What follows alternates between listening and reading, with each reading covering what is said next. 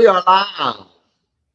Good morning, everybody. Happy Monday. Welcome to First Sip. Good morning, Freddie Blanton. Good morning, Daniel, the average dude, Allison. Thank God it's Monday. Let's go. It's Monday already. And so 365 of these in a row. What do you think? Oh, Monday through Friday, weekdays? Yes. 755 over 1 year. We've gotten started right here in this very spot, and we love doing it. And we love to see all these great people on the bus with us, including, but not limited to, Metal Man Matt. I hope y'all heard that. Every time I change my voice, I lose the mic, and that is so annoying. Let's go from Mexico. Los Miches, Mexicano. Oh, he's so good. Fred always gets he always gets it right. Good morning, Gary. I wonder where Gary is. I bet there's still snow everywhere. Probably. There's Paul Paup. All my friends know the lowrider. The lowrider is a little higher. Let's go. You know the song? Oh, yeah. Yeah. Gets a little higher. Oh, yeah. See, I'm terrible with lyrics. Monday. Yes, that's the correct pronunciation. Correct spelling. I'm glad y'all stay on me. Y'all stay on me. Y'all keep me on my game. Morning snow bunnies. Yeah. Okay. Fred, you feel like a snow bunny this morning? No. We have a guy at F3. His F3 name is Snow Bunny. It really is. I can't remember his first name, but hey, I wanted to bring up something. There's a big white jacket every time he works out. Yes, exactly. What about this, Fred? Fred was live. Fred was live. He's live right now, but he was also live on Saturday night. And I would love for you to share with folks what that experience was like. Uh-oh. Are we having internet issues? We're getting some glitching. Uh-oh, getting a little glitching. That's okay. We'll catch up here. Hey, there's Joe. Great to see Mr. Joe Bejano. Texas is good now. Most everything is melted. Okay, fantastic. Oh, well, nice. That wasn't enough. That wasn't an awkward question at all. I'm going to ask it one more time, though. I think Fred was live this Saturday night. Did you hear me? Yes. Okay. What was that experience like? Oh, well, I have went live on TikTok a few times, not for the length of time that I went live Saturday night. And we were supposed to drag you into the live, which never happened. It never happened. But so I tell you, I felt like Daniel, the average dude, Allison, for a little bit because I had to wing it solo. Whew. That's not an easy thing, was it? Oh, it's a piece of cake. Piece of cake. Okay, well, there you go. There you go. I thought it was a little tougher. Good morning, DJ. I wonder how DJ is recovering. He had the strep throat. He had the hip. I hadn't talked to him in a little bit. So let us know how DJ's doing in the comments. He's got 2 hips. Yeah. He had one hip replacement. He's had the other one done before. And so we're on number 2. Let me ask you this. Do you, and this is for the folks on the bus as well, do you have a weak stomach? In what way? Let's say you're getting ready to you're at Six Flags and somebody gets sick to their stomach and throws up before they get on the ride. Is that going to bother you or no bother at all? Depending on how close I am to that person, there's a good chance that will bother me. Absolutely. Yes. I was on an airplane one time. Okay. Yeah. And I had my 2 beside me and one of their buddies. I don't know what this other kid had eaten that morning. Yeah.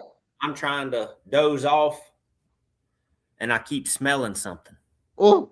And I open my eyes and look over, and he's puking into his hands. A color that I don't even know is on the color map. This pinkish, reddish nastiness. Oh my goodness. I could smell it. It wouldn't stop coming. I kind of stand up and wave to his parents in the back. The flight attendant, you could tell that she didn't have children because she was almost like, ew.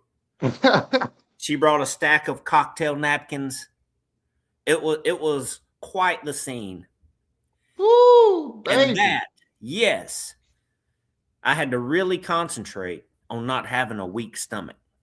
And even once we landed and walked through the airport, every other trash can he was puking in. Oh my goodness. It was a bad start to a Boston trip, but he got over it in a day. Yeah, you got over it. That is, yeah, that would have been absolutely terrible. I've got a weak stomach. So anything like that, blood, if I see blood, if I see somebody getting sick, it's not a good thing. And let's see what we've got in the comments. His hips don't lie. Wait a minute. His hips don't lie. That's a Paul Pappy right there. Oh yeah. Paul said he could smell it through the screen. Yeah. Well, it was a smell that can wake you up. Yeah. Well, I tell you what, that is not a good thing. The reason I mentioned that, talk about starting your day off on a bad foot. The first thing that happened to me this morning, the toilet would not flush. And so I had to deal with that, including getting the plunger out. What are we talking about? I'm sorry. But that's exactly what happened. I mean, we're talking about weak stomach. And now we better get off of this before we gross everybody out, right? Sorry. John's already wondering what's going on here. Oh boy. Sorry, guys. I took us down the wrong path. Okay, so what was the purpose of the weak stomach question?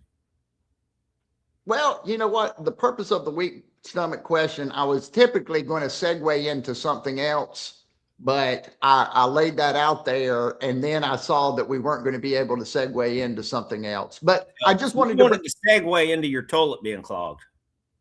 I had that on my mind. So this is the way that I do the show, right? We do, things happen in life. We have to overcome those things, and then I try to play it into to whatever else might be going on. So how was your weekend? So you, the average dude, had to play plumber this morning. I had to play plumber this morning, and that doesn't happen often.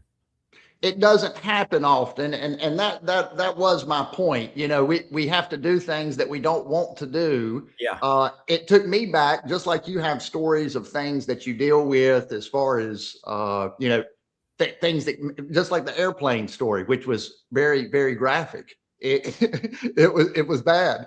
I've had many stories like that, and it's one of those things where you can, you know, you have to do it. There's nobody else here. Who else is going to plunge the toilet?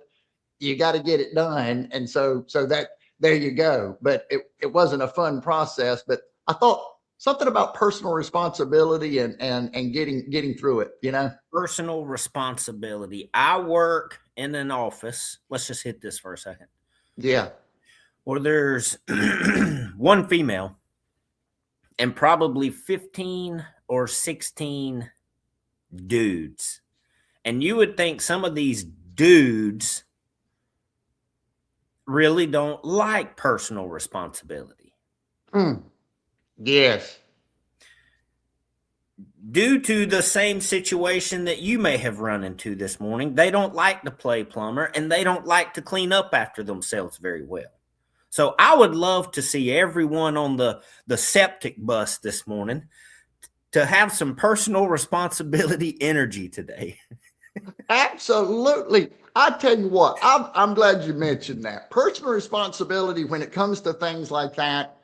if it's I've been certainly in many offices where there's one restroom for all of us, right? There's two single stall type of restrooms, and there's quite a few variety of folks using that, but we all have a responsibility when we go in there to clean that up for the next person. I mean, yeah, that's a big deal. What I like to see is for the person who is currently in there to leave it cleaner than what they found it.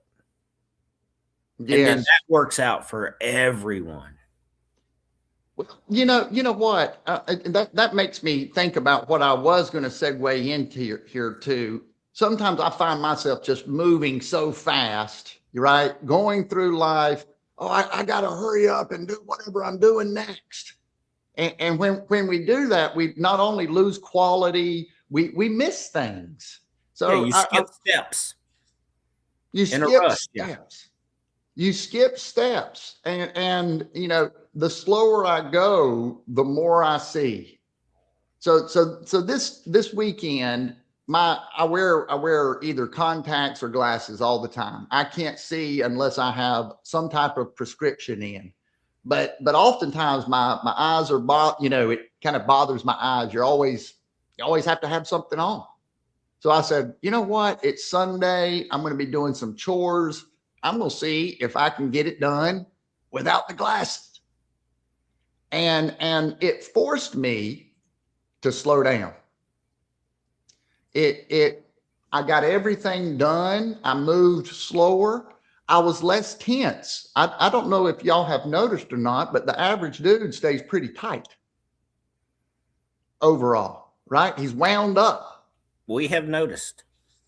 And so slowing down and not feeling like I'll tell you another thing. So I didn't have my glasses on, and I like to go and sit out on the balcony, sit in the sunshine, kind of have something and just kind of meditate and sit in the sunshine. It's cold, but I still like to do that. You feel a little awkward out there. You've got people driving by. Well, without sitting the glasses, on your balcony feels awkward. Yes, for the average dude, it does. Now let me finish. So I'm out there sitting on the balcony without the glasses on. I can't perceive as much, right? I can't see if there is someone that's driving by. I don't have as much data to kind of think about, right? And so great hair pop there. Yes. We need to do that in slow motion, get a hair pop in slow motion. But without the glasses on, I was able to sit there, and it just made me think, I'm able to kind of let go a little bit. So I thought, wow, this is kind of like a meditative practice to not wear my glasses. It reminds me to get my breathing right, to relax my body. I mean, sometimes it's things like that, to go through the motions, and to put more quality in what I'm doing. Paul Pappy, that is something that I never ever want to see. Daniel Yoga Pants Alice.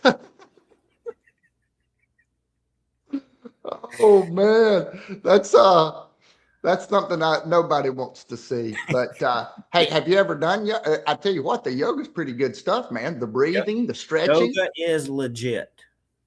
Yeah, I think as we get older, the stretching is a good thing. You are getting pretty old, and you're right, Paul. You want to keep it tight. Yeah. Now, do you sit out there on the balcony with your legs crossed?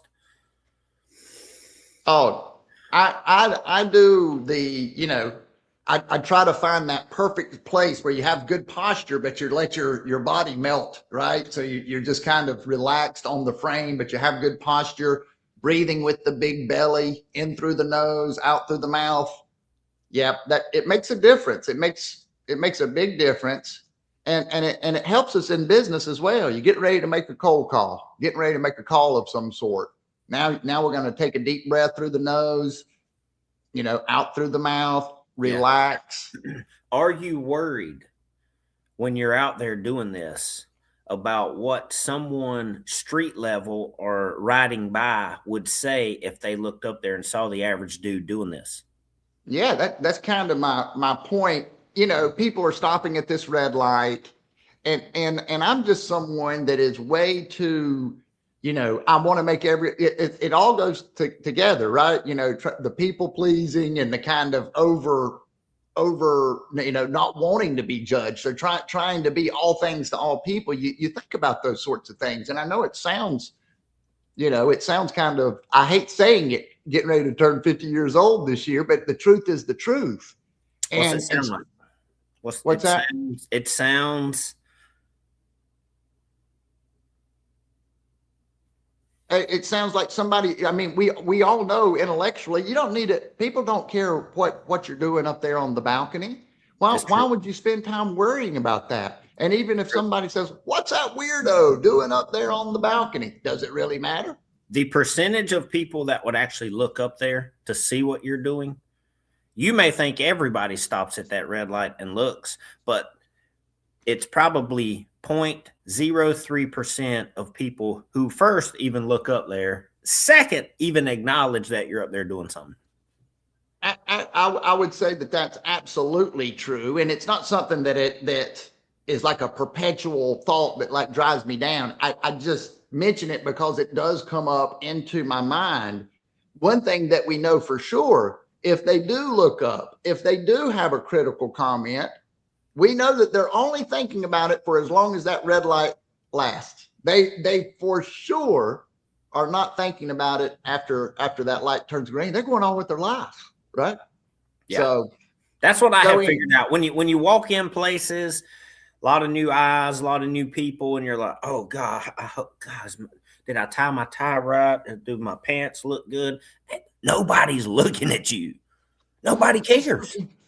And that's just the thing. You did the, you know, when you were on there, I was wanting to get on that live so bad. You were on the live. You thought I was coming on. I was trying my best to get in, and I wanted to get in there. For you, you're thinking, man, I've got to perform. I've got to keep things going. I've got to do all these things. But the truth is, everyone's not being nearly as critical on the outside as we are on the inside.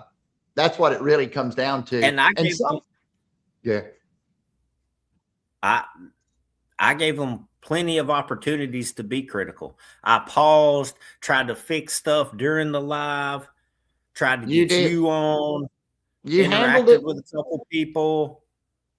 You handled it well. Let's read Joe's quote. When life gets you down, do you know what you got to do? Just keep swimming.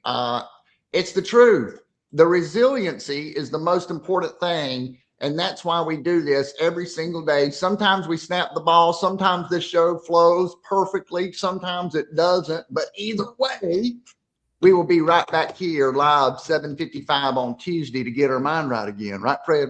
Absolutely. We will be here tomorrow morning, Tuesday morning at 7:55. All right. Any final thoughts from the Fredster this morning? You may run into a clogged toilet today. You know what you got to do. Do it. It's personal responsibility. Let's roll, y'all. See ya.